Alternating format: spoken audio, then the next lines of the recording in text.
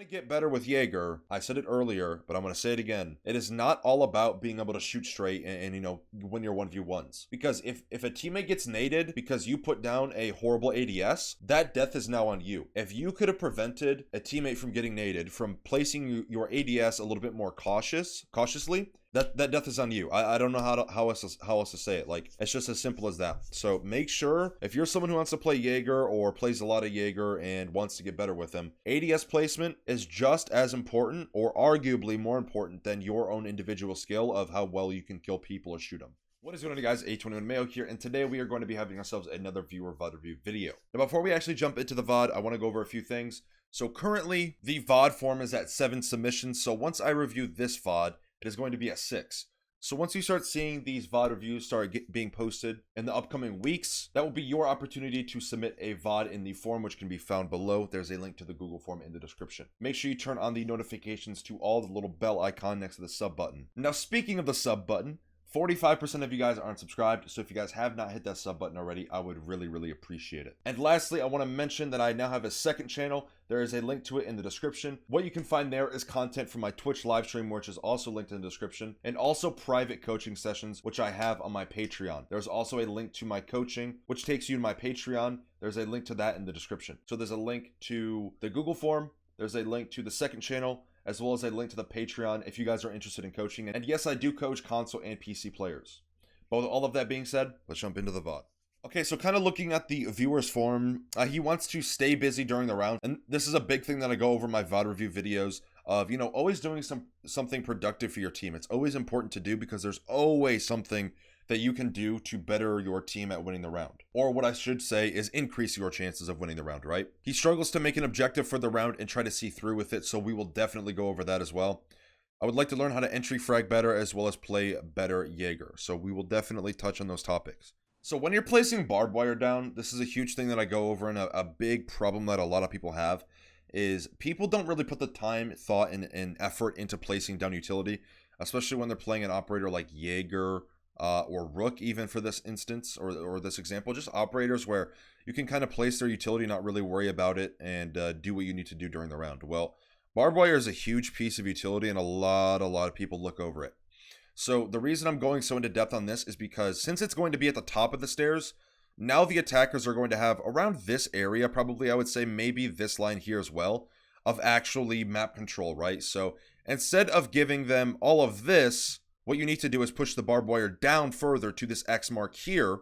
So that way, you know, you can get information further down the staircase. So that way an attacker isn't able to push up all the way up the staircase and get an angle into the bomb site through gen rotate or whatever it is, right? So it's important that you really place your utility properly, and especially barbed wire, because it really could get a teammate killed. So make sure you're picking up on this.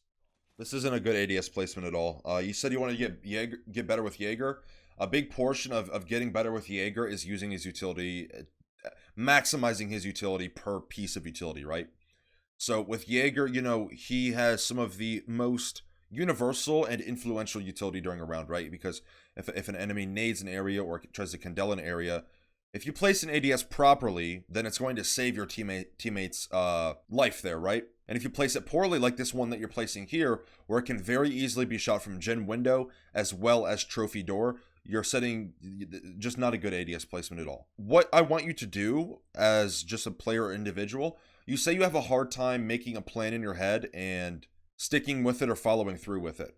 Well, visualize what bomb site you're going to, understand where you can place your utility, and then figure out the best places for you to place your utility. And if you guys haven't watched my strat guide for kids dorms on Oregon, I highly suggest you guys do that. And I'm saying this just because, you know, specifically here, we are playing on Oregon and the bomb site is kids dorms, right? So, you know, again, going back to this ADS placement could definitely be worked around. Not a good ADS placement at all. Make sure you're paying attention to stuff like this, because if you want to get better with Jaeger, it's important that you know how to shoot people, but it's also just as important that you know how to place down your utility properly. It's not always just about having a good gun and shooting people, right? This game, the whole point of you bringing an operator in the first place is primarily for their utility. Okay, so let's talk about a gun audio cue here. So let's go back. Let's just listen here for a sec. So that's Buck C8 there. Right there, you heard Mav's M4. And the player the enemy who was originally playing this window was Mav. So pay attention to gun audio, because it can really tell you a lot of information about where the attackers or defenders are positioning themselves just by their gun audio, right? Like, it's a super important thing that people need to start doing in this game. It's very, very important.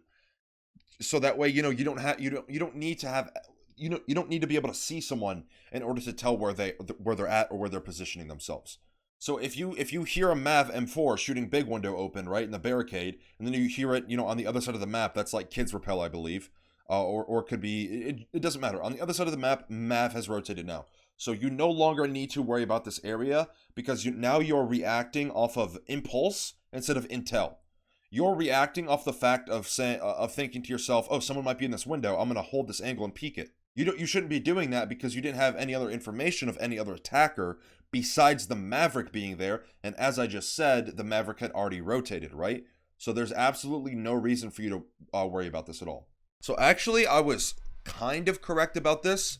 The Mav had just gotten off rappel there, so as soon as the kill cam starts, he's actually getting off rappel, or he landed outside the big window. Nonetheless, he did rotate, right? Just based off sound propagation and sound of the gun and the audio cues of the gun and just how the gun sounds. Like, every single gun in this game has a distinct and unique audio cue to each other, right? So pick up on stuff like this, because you had a huge opportunity and you wasted like 15 seconds of holding an angle in the big window for nothing.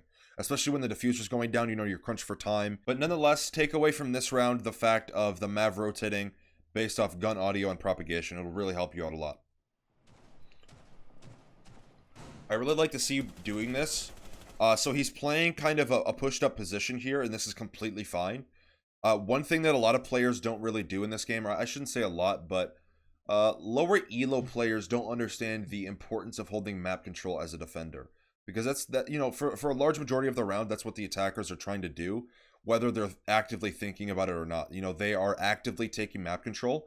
So being pushed up in an area like this where, you're playing off of site, not really too off site where it's considered a roam, but just sort of pressuring areas of the map where the attackers are most likely going to be coming from first, shooting a few drones, a drone or two, and then falling back. Because, shooting those drones really does add up over time, right? And that's the number one source of information that the attackers have to their advantage in order to get information on you. So if you minimize or close the gap on the information that the attackers have on you, it really does serve a great benefit to you and your team. So that way, you can position yourself in areas and the attackers might not be able to drone you, right? So really good job there of understanding of, trying to maybe catch someone off guard, trying to walk through the lobby door. But nonetheless, you shot a drone, you fell back, and you made it out safely, which is super important. So good job on kind of being pushed up here and holding map control, shooting a drone, and then falling back. It really, really does, stack up. So here we go again about sound propagation, right? So as you can clearly see, there's Mav holes on the bottom of the master wall. And then you also just heard the Mav M4, a big window. So pick up on this. There's currently nobody on the breach. You have one trophy, two big window, Dokkaebi, and Mav, and then the buck is below somewhere. So you have an ace, Dokkaebi, Mav, buck. As I just said, ace is trophy. He opened the trophy wall to attic. Mav and Dokkaebi are big window, and then buck is below because you just killed someone below. So pick up on this information. I was actually wrong about the ace being alive, by the way. I just want to mention that it's actually Hibana instead of an ace. So it's Dokkaebi, buck, Mav, Hibana. Sorry about that. That was my mistake. I'm a little bit of an idiot. I didn't look up at the or pay enough attention to the bar up at the top of the screen.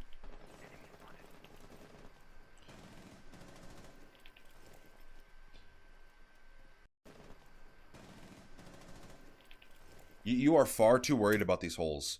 So recognize what you're doing here is exactly what you should be doing.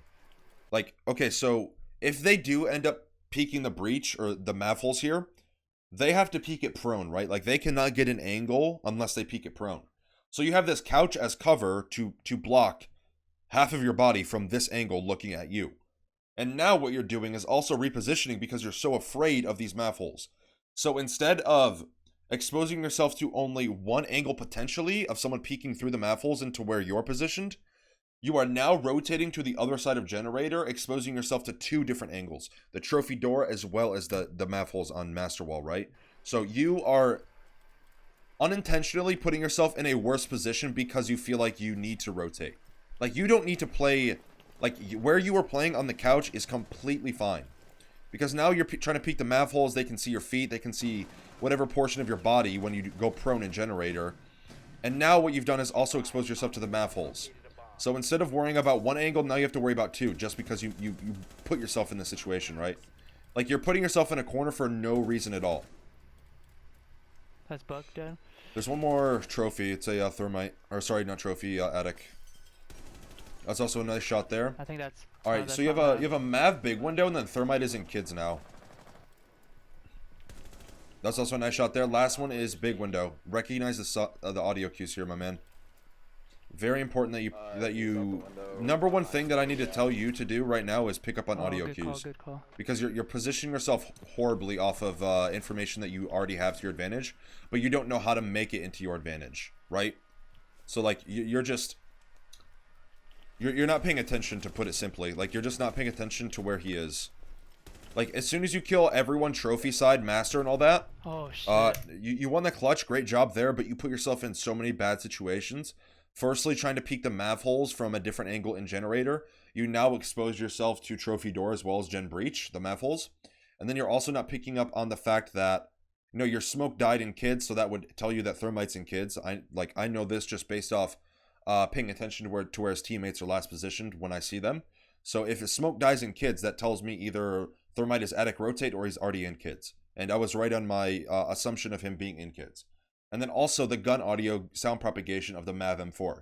Pick up on little things like this. Could be like, guys, when I say the little stuff in this game really does make the difference, I mean it. I wouldn't say stuff like this unless I've experienced it and I know it will work. I promise you. Like, he almost died from getting wall banged, and I'm positive, I have a strong feeling that you were being yellow pinged there, and the map just kind of whiffed his shots a little bit, or else he wouldn't really, I don't know, I don't see why he would go for a wall bang there, just out of the blue, like, unless he's, like, pre-firing common angles. But nonetheless, seriously, pay attention to the audio cues there, because it almost got you killed, and it almost lost you the round because of it, right? So, as soon as you kill everyone master side, you kill the thermite, that's the last guy, immediately mav big window, position yourself around that so that way you can contest him if he does jump in. Again, let's talk about, you know, your ADS placement here. Horrible ADS placement. This ADS, like, when you're playing Jaeger, you need to have a utility trade or else his ADSs are worthless.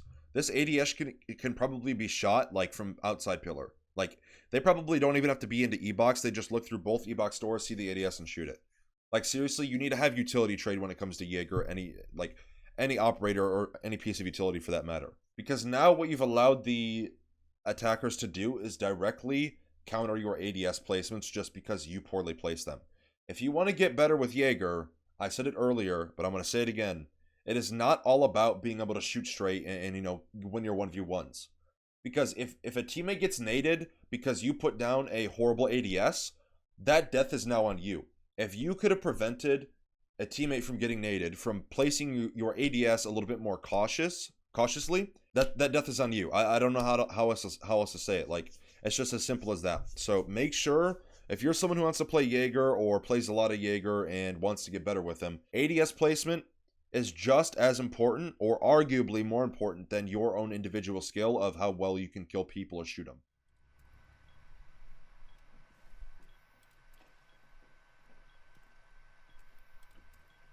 Both are bunker, one is elbow right now. This guy already crossed elbow.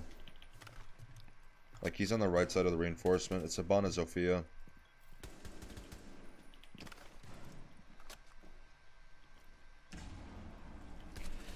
Yeah, and then she walks in from elbow rotate. Yeah.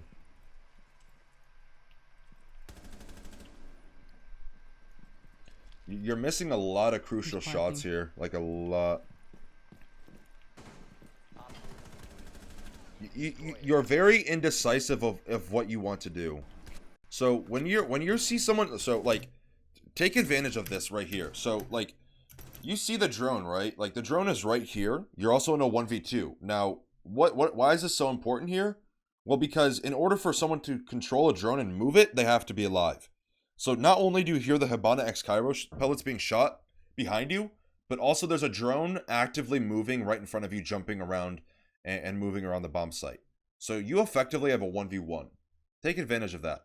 Especially when you're in a 1v2, getting that one kill evens the ground by a lot. And if you can successfully, you know, win that gunfight and get away with it with your life or even full HP, that's really setting you up very nice for the, for the 1v1 that then we'll pursue, right?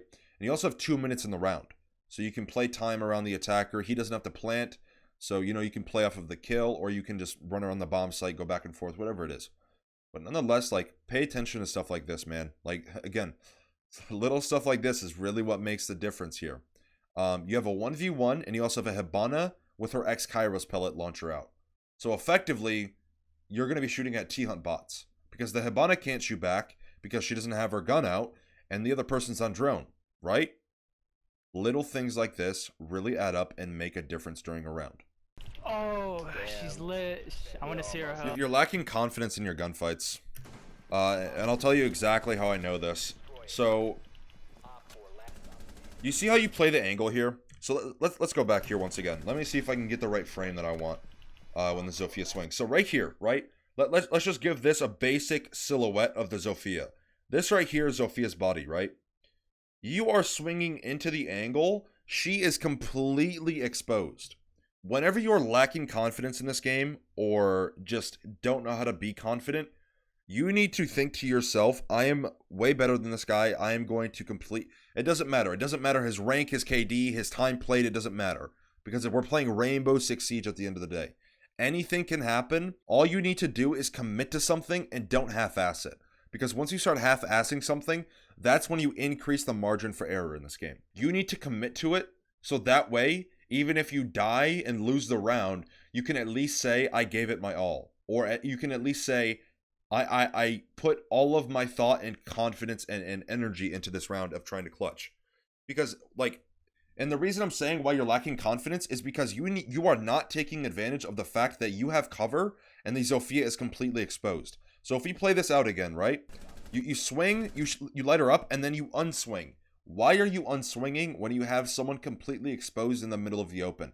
That should be a free kill for you. You can bring mechanics into this, but at the end of the day, if you can win a 1v4, I believe it was, or if you can kill 4 people in one round, you can definitely win a 1v1. You are lacking simple confidence in yourself. Whenever you're in a clutch situation, or you're in a 1v1 or a 1v2, say to yourself, mentally say it out loud, whatever you have to do for you to win that round, say, I'm going to shit on this guy, I'm way better than him, whatever it is. Reinforce that confidence in yourself, because you are lacking in that aspect of this game. It doesn't matter about past experience, it doesn't matter about anything. What matters is the current moment that you're in, which is a 1v1 clutch situation. Doc's stimming up right now. I think he... I could get him from below. That was excellent. Really good job there. Excellent kill there. Super impactful. Good job. Once you get that kill though, play for the refrag, right? Because now you're in a 3v1. So this Mira was still alive, and then you're in a 3v1, right? So effectively on site it's a 3v2 though. Or sorry, a 1v2 for the Mira. Because the Thermite and the Ash are the only people that are directly on site that can fight the Mira. And have direct line of sight and access to the angles that she's going to be peeking as well. So as soon as you get that kill, play for the refrag with your team or hold crosses and go for plant. And by reading your teammates' body language, it can pretty much tell you that they're going for the kill. So run up white stairs, get rid of the barb, get rid of the barricade that was at the top of the door, and then play for the refrag there. Because now the same thing I was saying last round about opening the opportunity for error, the same thing applies here. So this Mira could very easily win the 1v2 on site, and then now you're in a 1v1 when it should have just been a round over.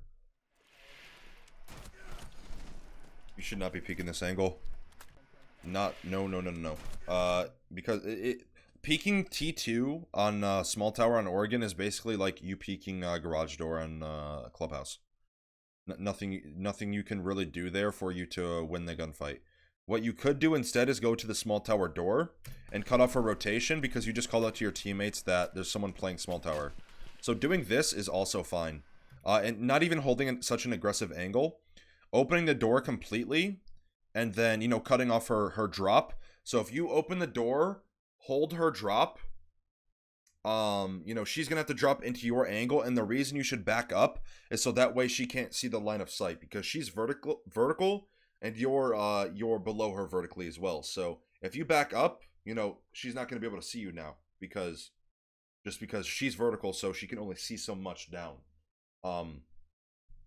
So you just called out to your teammates, hey, someone playing my small tower. It is now you now know it's Valkyrie. Not only from the MPX, but also you joining a prep phase, you saw Valkyrie. So have one of your teammates, like the Blackbeard or whatever, whoever, right? Just have someone rotate over there. You guys can pinch this guy, set it up properly. You have the flashes. You have the flashes on BB as well. So you know you have a lot of opportunity, or not opportunity, but a opportunity rather, to get a free kill, so to speak. So again, like, you can hold this exact same angle but further behind you, so that way you don't leave an opportunity for like that. Because you're holding such an aggressive angle on someone who not only has height advantage, but also has to fight you through two different areas, the window small tower and the door small tower, instead of her being able to rotate around T2 and peek you from whichever angle she wants to peek you from, right? So it makes it much easier for her to pinpoint your angle versus you trying to pinpoint her angle. It's just something that you should never really do. I've talked about this in the past, about the percentage rule of, you know, winning a gunfight. So what is the percent that I win this gunfight based off positioning, and what is the percent that the enemy wins the gunfight based off positioning? That was like an 80-20 split. So the 80% of the time, the Valkyrie will win the gunfight, 20% you will win it. You are droning far too ahead. You are droning far too ahead. So let's look here. So you have you with the fuser, right? Like, you can see the yellow briefcase there. So that's you. You have Thatcher and you have Thermite. The other two teammates are nowhere near. The Thermite and the Thatcher are the only two players or teammates that are the closest to your drone. So you are droning so far ahead to the point where if your drone gets shot, everything of where this Thermite and Thatcher are at, up deeper into the map, is all useless information. Because now if a defender shoots your drone, rotates up freezer stairs, goes up white stairs, now you have a roamer on the map that you don't even know about, right? It's always important whenever you're trying to drone an area of the map that you have an entry behind it. And also, you need to make sure that your droning skills is just as good as the person behind the drone. Because if you miss drone, that is on you for getting a teammate killed. And if you give 100% accurate information on a free kill and the entry whiffs, then that is on the entry, right? Because now the gunfight falls onto them. You've done your job of giving information, droning the entry in. Now it is up to them if a gunfight does come up where, you know, they take advantage of that and try to win it. I'm not saying that an entry is there to only go for gunfights. This is also a huge kind of misconception that players have of people thinking that an entry fragger is there to get all the kills on the team. No, that is not the primary purpose of an entry fragger. It is only a name or a title attached to the operators and players who play those roles. When an entry fragger is there for your team, or what their purpose serves, is for them to take the initial steps of map control into a map, creating this foundation, or beachhead, so to speak, of the map, so that way you can then branch off into other areas of the map and successfully set up your attacking round. And the reason it's called an entry frag is because primarily and most likely the entry fragger is going to be the first person taking the first gunfight during a round. So they're not there to entry frag or entry to get kills. They're there to entry to get map control. But in the process of taking that map control, there might be a gunfight or two where they might have to win or they might have to take in order to gain access to that map control, right? I hope that makes sense. So make sure you understand this, because I know in your forum that you said you want to understand how to become a better entry fragger. If you change that one simple mindset or switch in your head, it'll change a lot of how you look at how to entry frag. Because again, like, the name entry frag or whatever you want to call it is only a title attached to that player and operator. So I hope that makes sense, and I hope that helps you out in the whole aspect of you trying to understand how to become an entry frag. But make sure you're never doing this, because you're droning so far ahead, and if someone's playing in freezer, all of this information that you've already cleared with your drone and droned out, all of that information is useless. It is completely useless. You're gonna have to re-drone everything up to the point that you've already droned. No one's in freezer. Why would you want to make your job harder, right? Like see, even you here, leave your drone in freezer. Like, leave it here. Tell your see, now your drone got shot, right? So now, you know, you can still you still play off the barricade. So if there's no debris on the floor from the barricade breaking, then that still tells you that nobody went into freezer. But nonetheless, it doesn't matter whether this door is barricaded or not. Never drone this far up ahead, because if your drone gets shot, I already said it, all of that information is useless. Just leave your drone in freezer, see the barricade is still there, get off your drone, take the map control, run up to freezer stairs, walk down freezer stairs, whatever you have to do, get on your drone again, see if the barricade, if there's any debris or if the barricade's broke, and then, take the map control, right? Open the freezer wall, whatever it is you want to do.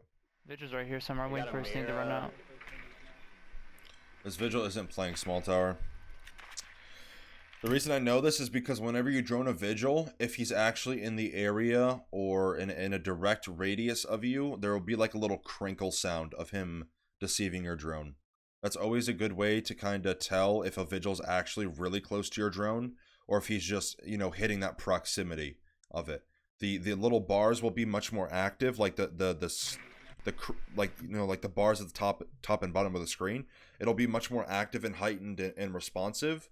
And it'll also have like this little crinkle sound to it. I don't really know how to describe it, and I can't really like make it with my mouth or impersonate it. But just pay attention to that little crinkle when you are getting Vigil pings like this. Vigil's right here somewhere, waiting for his team to run out. Oh, Vigil got me again. You're not playing for the team. You're playing for yourself. You're very selfish in the way you play. You need to understand that attacking, especially, it's always better if your team's not going to be highly coordinated. Just push with the team. Take map control with the team. Stop.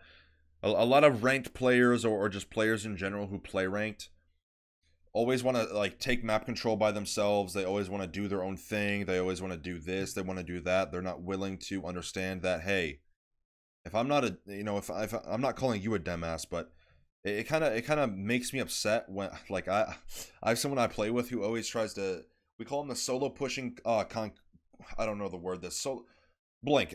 Some of you guys might know Blink. I love the dude to death, but he pisses me off sometimes, a lot of the times. He's a hard-headed individual, and he loves to solo push, and he loves to die, and then he loves to sit on cams. Blink is much more successful and much more skilled on sitting on cams than he is at shooting in this game. And I'm not trying to hate on that dude because I love him, but man, you're a console version of Blink, and I'm not trying to beat up on you, but you're submitting the VOD for a reason. So stop trying to solo push. It's not going to work out, my man. Stop being hard-headed. Stop being whatever it is that makes you think that you're invincible or you can take map control or half of the map by yourself. It's just not going to work. Where at, Cade? Can I get a ping? You're worried way too much about this area. Use your teammate as bait there.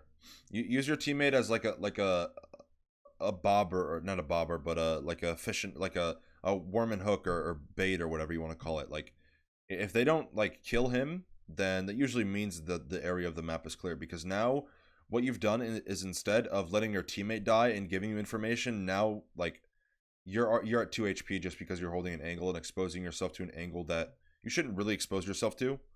Even if you were holding that angle, like you can very easily conceal yourself from top white stairs. But yeah, like just use the Cade as bait, because it's more important that you try to go for pick here or two instead of trying to spend that time getting the Cade up.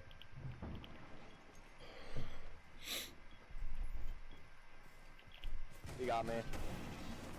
Yep, I'm dead. Dude. Oh, I couldn't fit. Yeah, you're really worried about this attic area for no reason. So let's go back to the form here. Let's take a look at what you wanted to go over, and then I'll kind of break this down. So staying busy during the round, not wasting time. So I didn't really see too much of that. But there's always something you can do, as I said at the very beginning. So as a defender, always get on default cams in the prep phase. If you have nothing else to do, if you're not either drone hunting or putting down utility, making rotates, setting up the bomb site, then get on default cams, so that way you can get information of where the first steps or initial steps of the attackers are going to be. I struggle to make an objective for the round and try to see through. So that basically comes down to what I said earlier as well, of visualizing the map and kind of understanding where you want to play, how you want to play it, where you might rotate to, and stuff like that. And even when there's downtime during a round, always think about what you're going to do next. So that way you have a deeper understanding of how to accomplish what you want to do. And you want to learn how to entry frag. So if you want to learn how to entry frag, the best way to do it is just by doing it. Like, I can tell you all of these things and these tips and whatever it is, but it all really comes down to your situation that you struggle with, or your situations that make it difficult for you to understand how to entry frag and how to do it. Because I can tell you how to do it, but that me telling you how to do it is going to not be as effective of you doing it for yourself. Like, it's like the old saying, like, actions speak louder than words. Like, me telling you verbally with my words is not going to be as impactful of you completing the action of trying to entry frag. So I hope that answers your questions there. But yeah, that's the end of the VOD there. If you guys enjoyed or learned anything new, make sure you guys leave a like and subscribe to the channel. I would really, really appreciate it. And also, while you're down there, you can find links to all my social media. So if you guys are interested in that, you can also find a link to my Patreon down there, where if you guys are interested in coaching, all of your questions can be answered there. And yes, I do coaching for console and PC players. So if you're a console player, don't worry about it. I got you covered over here. And lastly, you can also find a link to my org, the Wichita Wolves, which I am a content creator for. So make sure you guys go show them some love. I would really appreciate the support. And yeah, that wraps up today's video. So I hope you guys enjoyed. I hope you learned something new. And I will see you guys in the next video.